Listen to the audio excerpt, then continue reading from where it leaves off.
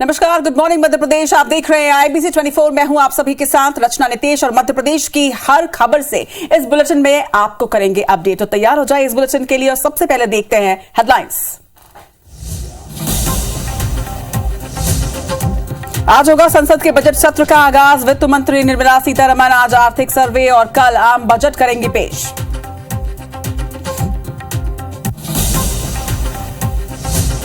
भोपाल में आज होगी कलेक्टर कमिश्नर कॉन्फ्रेंस। प्रशासनिक कार्यों का फीडबैक लेंगे सीएम शिवराज सिंह चौहान। विकास यात्रा, कानून व्यवस्था पर होगी चर्चा।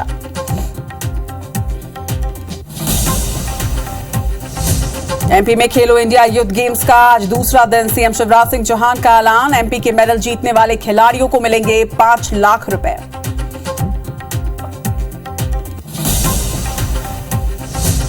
शिवनी में रेलवे इंजन से टकराई इंस्पेक्शन ट्रॉली। हादसे में इंजीनियर सहित 2 लोगों की हुई मौत। 3 लोगों ने ट्रॉली से कूदकर बचाई जान।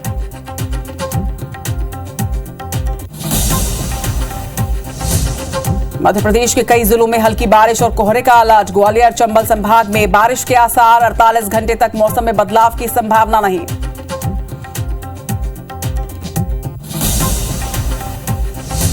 और छतरपुर में डंपर ने कार को मारी टक्कर। हादसे में 5 लोग हुए घायल। 2 की हालत गंभीर। कार में 5 लोग थे सवार।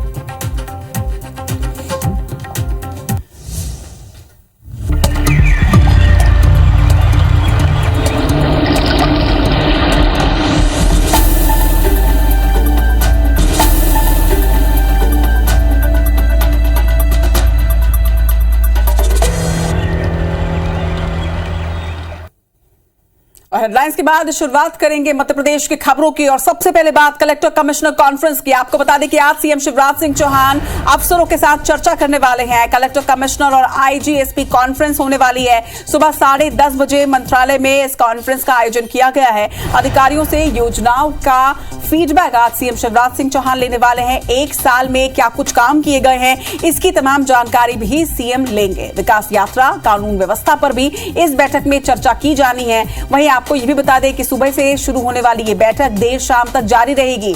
कलेक्टर से सीएम शिवराज सिंह चौहान आज मुलाकात करने वाले हैं। कई अहम मुद्दों पर इसमें चर्चा होगी, बातचीत होगी। 1 साल के पूरे कार्य का पूरा रिपोर्ट आज सीएम शिवराज सिंह चौहान अधिकारियों से लेने वाले हैं। विकास यात्रा, कानून व्यवस्था, ये वो तमाम मुद्दे जिन पर चर्चा होगी।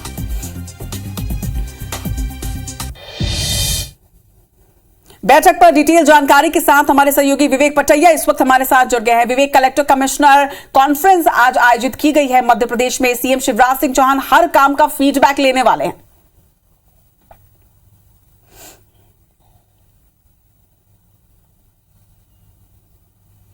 लंबे वक्त के बाद ये कलेक्टर कमिश्नर कॉन्फ्रेंस आज हो रही है। 2 दिवसीय ये कॉन्फ्रेंस जो है काफी महत्वपूर्ण है और आगामी चुनाव के लिहाज से तो काफी महत्वपूर्ण है, क्योंकि सरकार जमीनी हकीकत जानना चाहती है योजनाओं के क्रियान्वयन को लेकर और सरकार की जो निर्देश है उनको लेकर। और यही कारण है कि आज सुबह 10:30 बजे मंत्रालय में ये कलेक्टर कमिश्नर कॉन्फ्रेंस शुरू होगी। मुख्यमंत्री शिवराज सिंह चौहान की अध्यक्षता में सभी जिला कलेक्टरों को, सभी जिलों के एसपी को, सभी आईजी, डीआईजी और जिन जिलों में कमिश्नर प्रणाली लागू है वहां के पुलिस आयुक्तों को इस बैठक में बुलाया गया है। सुबह से ये जब बैठक शुरू होगी तो ये मान के चलिए कि एक बिंदु पर मुख्यमंत्री शिवराज सिंह चौहान अधिकारियों से चर्चा करेंगे, चाहे वो योजनाओं के जमीनी हकीकत की बात हो, पैसा कानून जहां लागू हुआ है, जिन जिलों में जो आदिवासी ट्राइबल ब्लॉक है जहां पर पैसा कानून लागू हुआ है उस पर चर्चा होगी।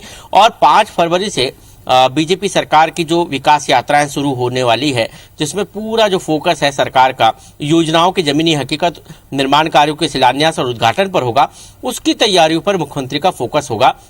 क्योंकि ये विकास यात्राएं जो है सरकार का एक चुनावी रोड मैप है और इस रोड मैप के जरिए ही सरकार जो है जनता के बीच जाकर जमीनी हकीकत तो जानेगी ही और ये भी देखेगी कि क्या वास्तविकता है। और यही कारण है कि पूरा दारोमदार कलेक्टरों के ऊपर है। इसका कलेक्टर इसकी तैयारी करने के निर्देश मुख्यमंत्री ने दिए थे। तो यही कारण है कि आज जो कलेक्टर कमिश्नर कॉन्फ्रेंस होगी, मुख्यमंत्री इसमें इस विषय पर भी चर्चा करेंगे। कानून व्यवस्था को लेकर मुख्यमंत्री एसपी से जवाब तलब करेंगे, क्योंकि कई जिले ऐसे हैं जहां पर लगातार जो है कानून व्यवस्था की स्थिति ठीक नहीं है। कई जगह पर मुख्यमंत्री खुद जो है नजर बनाए हुए थे और पिछले दिनों, और इसलिए चाहे वो माफियाओं की बात हो जमीन मुक्त कराने की बात हो माफियाओं से, इन तमाम विषय पर मुख्यमंत्री आज सीधे जो है एसपी से चर्चा करेंगे, जिसमें आईजी और डीआईजी भी शामिल होंगे। तो आज की जो कलेक्टर कमिश्नर कॉन्फ्रेंस है काफी महत्वपूर्ण है और इस कॉन्फ्रेंस के जरिए सरकार अपना चुनावी रोडमैप तो दिखाएगी ही, साथ ही कानून व्यवस्था को लेकर जो स्थिति है उस पर भी जो है पकड़ बनाने के लिए एसपी को निर्देश दिए जाएंगे मुख्यमंत्री की तरफ से। निश्चित तौर पर चुनावी साल है और सीएम शिवराज सिंह चौहान ये समझ चुके हैं कि सिर्फ उनके एक्शन में रहने से कुछ नहीं होगा, सभी को बिल्कुल एक्शन मोड पर रहना होगा और इसीलिए लगातार कॉन्फ्रेंस की जा रही है, फीडबैक्स लिए जा रहे हैं, रिपोर्ट्स ली जा रही है। तमाम बातचीत के लिए आपका बहुत बहुत शुक्रिया विवेक।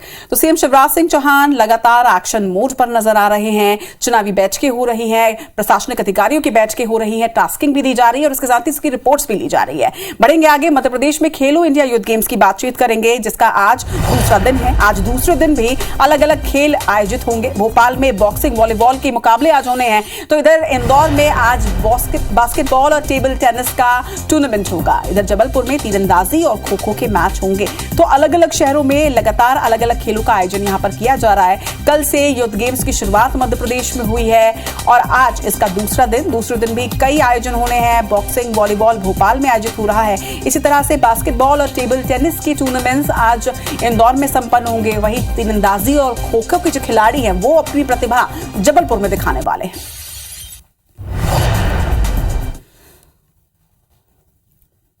मध्य प्रदेश में खेलो इंडिया यूथ गेम्स के आगाज के दौरान जोरदार आतिशबाजी हुई है। भोपाल के टीटी नगर स्टेडियम में इसका औपचारिक उद्घाटन कल हुआ।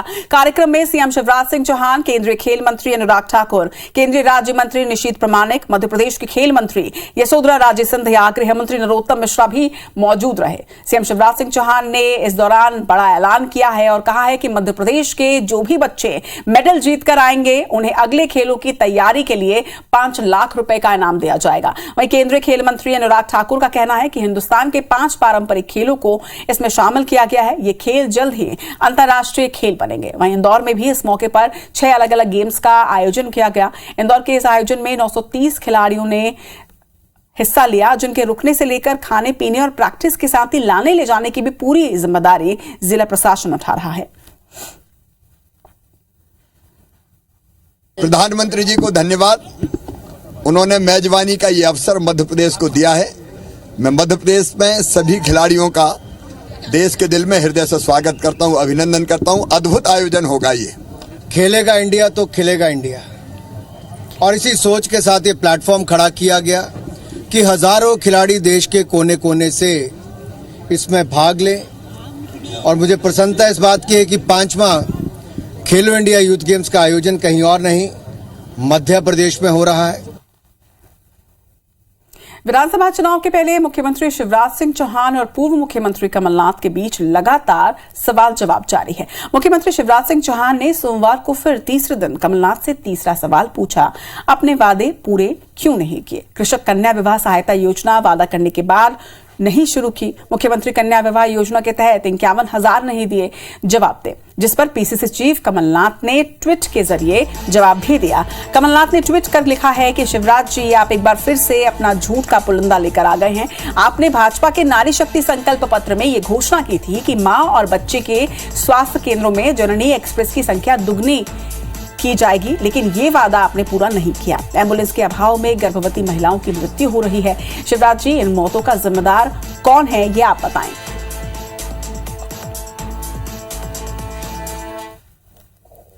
कटनी के निर्दलीय महापौर प्रीति सूरी सहित 3 निर्दलीय पार्षदों ने बीजेपी का दामन थाम लिया है। विधानसभा चुनाव से पहले बीजेपी के लिए इसे बड़े फायदे के रूप में देखा जा रहा है। देखिए रिपोर्ट।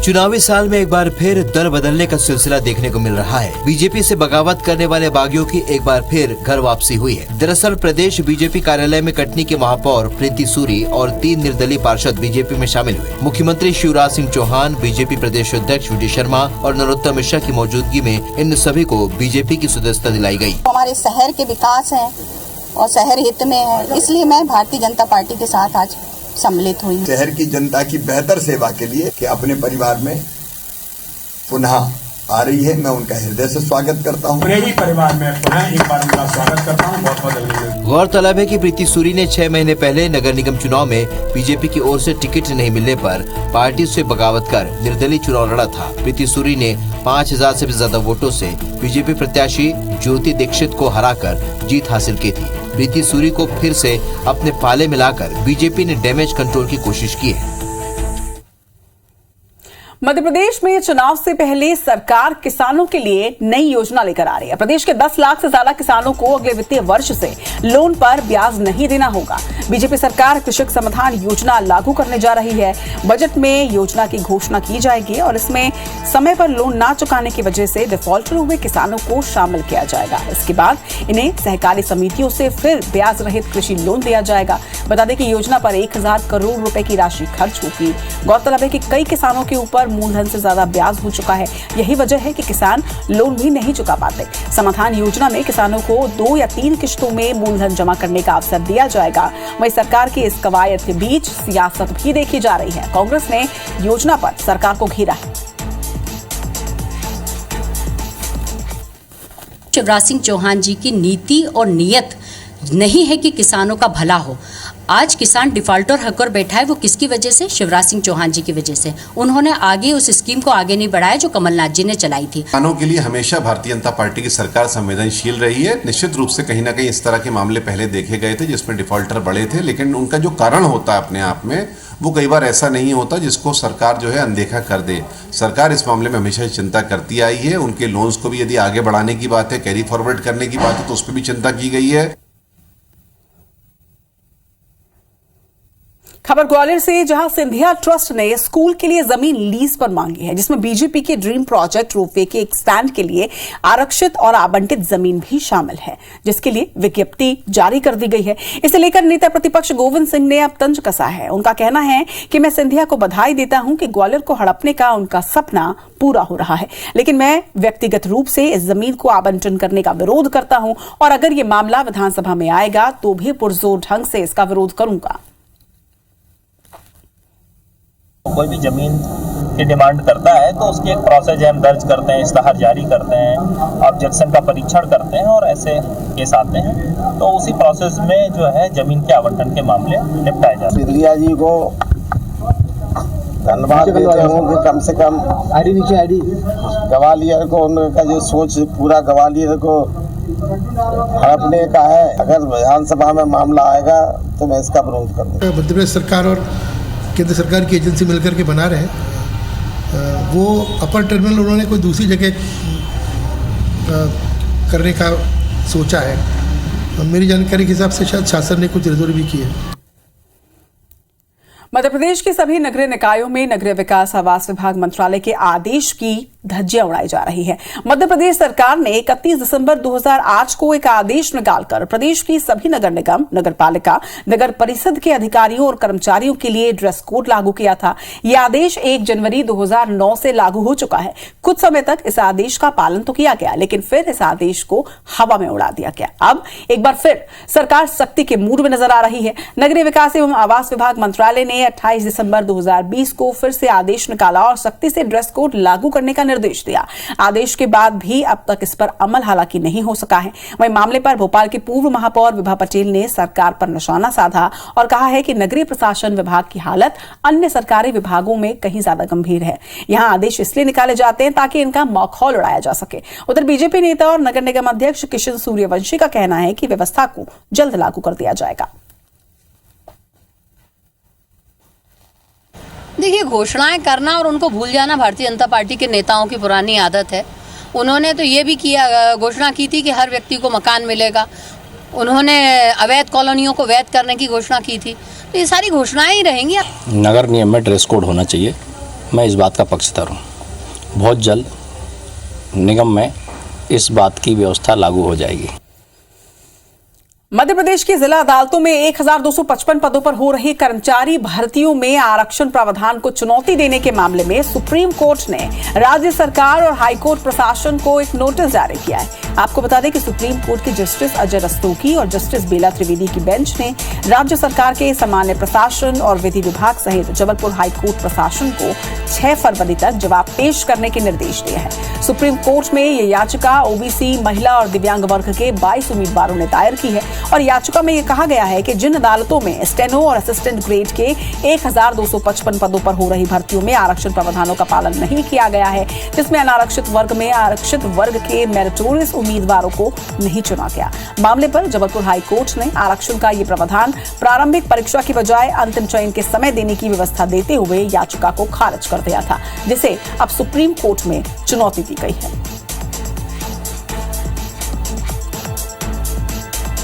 मध्य प्रदेश के शिवडी में हुए एक बड़े रेल हादसे में 2 लोगों की जान चली गई है। रेलवे ट्रैक का निरीक्षण करने के लिए शिवडी से भूमा की ओर निकले कर्मचारियों की इंस्पेक्शन ट्रॉली सामने से आ रहे एक ट्रेन के इंजन से टकरा गई। हादसे में रेलवे के अधिकारी के साथ ही एक कर्मचारी की मौत हो गई है। वहीं 3 कर्मचारियों ने किसी तरह से ट्रॉली से कूदकर अपनी जान बचाई। इंस्पेक्शन ट्रॉली में इंजीनियर रामसमुद्र यादव सहित 5 कर्मचारी सवार थे।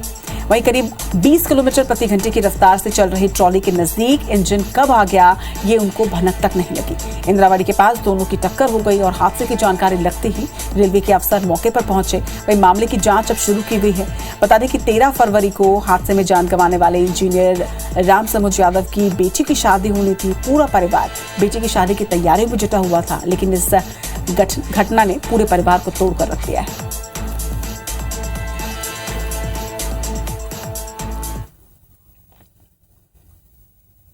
इधर छतरपुर में एक डंपर ने कार को टक्कर मार दी है। बताया जा रहा है कि हादसे में 5 लोग घायल हुए हैं। 2 की हालत गंभीर बताई जा रही है।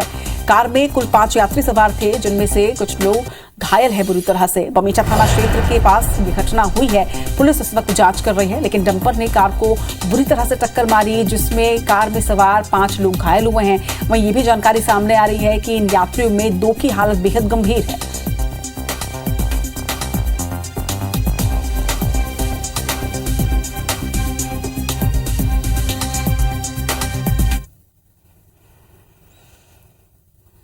और अब मध्य प्रदेश के मौसम का हाल जान लेते हैं। ग्वालियर चंबल संभाग में बारिश का सिलसिला जारी है। बता दें कि 24 घंटे में श्योपुर के कराहल में 23 मिलीमीटर बारिश दर्ज की गई है। वहीं शिवपुरी के बैराट तहसील में 14 मिलीमीटर बारिश दर्ज हुई है। मुरैना जिले में 12 मिलीमीटर बारिश दर्ज की गई। इसी तरह से मुरैना के पहाड़गंज बागेश्वर के कई गांव में ओलावृष्टि हुई है। ग्वालियर चंबल अंचल में सुबह से ही कोहरा भी छाया हुआ है। सुबह 7 बजे की अगर बात करें तो विजिबिलिटी इस वक्त 100 मीटर से भी कम थी। वहीं कोहरे के चलते 12 ट्रेनें 4 घंटे लेट हो चुकी हैं। मध्य प्रदेश के कई जिलों में आज भी बारिश का अलर्ट मौसम विभाग ने जारी किया है। तो मध्य प्रदेश के लिए फिलहाल कोई राहत नजर नहीं आ रही है। एक बार फिर से बरसात के आसार है, बारिश के आसार है। वहीं कोहरे की वजह से विजिबिलिटी भी काफी कम है। ऐसे में मध्य प्रदेश के दर्शकों से IBC 24 की एक खास अपील कि आप अपनी सेहत का तो ध्यान रखें ही, लेकिन जिस तरह से कोहरे की वजह से विजिबिलिटी कम है, आप गाड़ी भी बहुत ही सतर्कता और सावधानी के साथ चलाएं।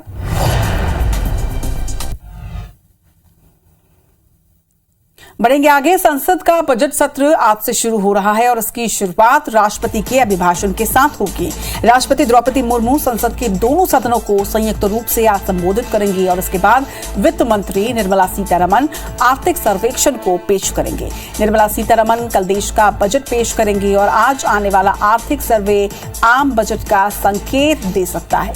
इस सत्र के दौरान सरकार का बड़ा फोकस बजट को पारित कराने को लेकर होगा। वैसे भी ये मौजूदा सरकार का अंतिम पूर्ण बजट है और ऐसे में इस बजट में सरकार कुछ बड़े ऐलान कर सकती है। करीब 66 दिन लंबे इस पूरे सत्र के दौरान कुल 27 बैठकें होंगी, जिसमें सरकार अपने उन कामों को निपटा सकती है जिसका ऐलान सरकार ने पहले ही किया है। संसद का बजट सत्र 6 अप्रैल तक चलेगा।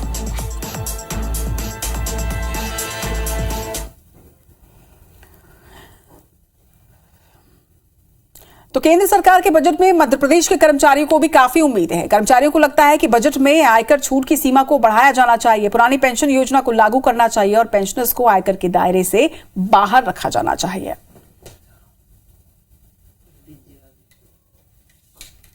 पिछली बार भी इनकम टैक्स के लिए जो उन्होंने रखा था वो बहुत कम था। मांग करते हैं कि केंद्र सरकार भी अपने कर्मचारियों को और पेंशनरों को ऐसा कुछ करें कि ताकि ये इनको इनकम टैक्स से छूट मिल सके।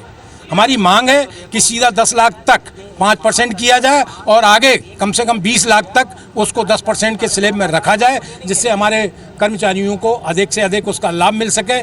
पेंशनरों को इस चीज़ से मुक्त किया जाए, इनकम टैक्स से उनको पूरी छूट दी जाए, उनको कोई इससे बंधन से मुक्त किया जाए, उनको महिलाओं को खास तौर से इस चीज़ से छूट दी जाए। पुरानी पेंशन को लागू करना बहुत महत्वपूर्ण है, क्योंकि कर्मचारियों का एक रिटायरमेंट के बाद एक वही जरिया बचता है परिवार को पालने का लिया। तो सबसे पहले तो हम इस पे मांग करेंगे कि जो एनपीएस को उसको हटा के ओपीएस वापस चालू की जाए। और लाजमी जब मान के चले, आज के समय कम से कम सभी कर्मचारियों को 12,500 रुपये तो देने ही पड़ रहे हैं। तो हमारी भारत सरकार से अनुरोध है, कम से कम 12,500 वाला स्लैब तो खत्म होना चाहिए। सरकार को, चाहे राज्य सरकार हो या केंद्र सरकार हो, उसमें अहम रोल अदा करते हैं कर्मचारी। तो कर्मचारियों की दृष्टिगत रखते हुए बजट का प्रावधान किया जाना चाहिए। तो हमारी अपेक्षा है केंद्र सरकार से कि ओपीएस पुनः कर्मचारियों के लागू की जाए। कई सारे भत्ते ऐसे हैं केंद्र सरकार में जो मिल रहे हैं कर्मचारियों को, लेकिन स्टेट के अंदर अभी उनके बारे में कोई विचार ही नहीं हुआ है। तो अपेक्षा यही है कि केंद्रीय बजट के अंदर कुछ उन भत्तों के बारे में भी विचार किया जाए कि सारे स्टेट्स के कर्मचारियों को भी उनका बेनिफिट मिले। वहीं मध्य प्रदेश के दर्शकों के लिए एक और खास खबर। दिल्ली में मध्य प्रदेश का भवन तैयार हो चुका है। 1.25 एकड़ में 150 करोड़ की लागत से ये भवन बना है। बता दें कि 2 स्वीट्स रूम और 67 एसी कमरे इसमें शामिल हैं। 2 फरवरी को नए भवन में शिवराज कैबिनेट की एक अहम बैठक भी होने जा रही है और 2 फरवरी को ही सीएम शिवराज सिंह चौहान मध्य प्रदेश भवन का उद्घाटन करेंगे, जिसके तुरंत बाद यहां पर कैबिनेट मीटिंग करवाई जाएगी। 1.25 एकड़ में 150 करोड़ की लागत से मध्य प्रदेश भवन अब निर्माण उसका हो चुका है, जिसमें 67 एसी रूम और 2 स्वीट्स भी हैं।